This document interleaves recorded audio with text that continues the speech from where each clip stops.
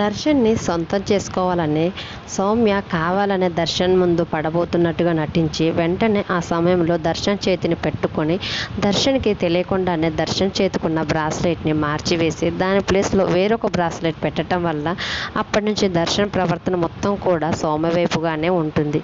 వెంటనే దర్శన్ హాల్లో మాట్లాడుకుంటున్న ఆనంద భైరవి లీలావతి గారి దగ్గరికి వచ్చి సౌమ్య ఇక నుంచి మన ఇంట్లో ఒక కుటుంబ సభ్యురాలాగానే ఇంట్లో ఉంటుందని చెప్పటంతో అక్కడే ఉన్న లీలావతి, ఆనంద భైరవి గారు, ప్రీతి, రోహిత్, శరణ్య అందరూ కూడా ఒక్కసారిగా షాక్ అయి దర్శన్ వైపు చూస్తూ ఉంటారు. సౌమ్య మాత్రం చాలా సంతోషపడిపోతూ ఉంటుంది. అప్పుడు వెంటనే లీలావతి గారు, నాన్న దర్శన్ ఏం మాట్లాడుతున్నావో నీకు అర్థమవుతుందా? సౌమ్య ఈ ఇంటికి ఒక సహాయం చేసిందని తనకి మనం ఆశ్రయం కల్పించాం అంతే తప్ప తను ఇక మీదట ఈ ఇంట్లో మనిషిలాగా మన కుటుంబ సభ్యులలాగా ఉండబోతుందని నువ్వు ఎలా చెప్పగలుగుతున్నావు నాన్న?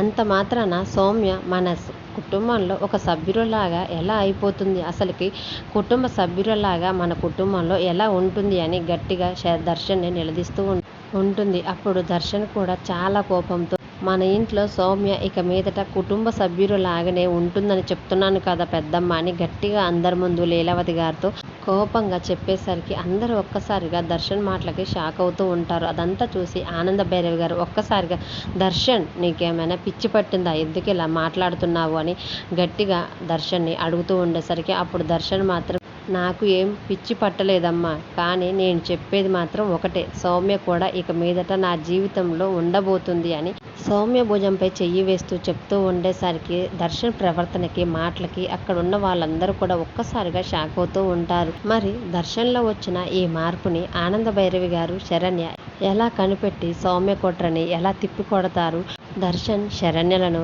ఆనంద భైరవి గారు ఎలా కలుపుతారు అనేది అప్కమింగ్ ప్రోమోలో చూద్దాం. వీడియో నచ్చితే ప్లీజ్ లైక్ చేసి మన ఛానల్ని సబ్స్క్రైబ్ చేసుకోండి. Thanks for watching.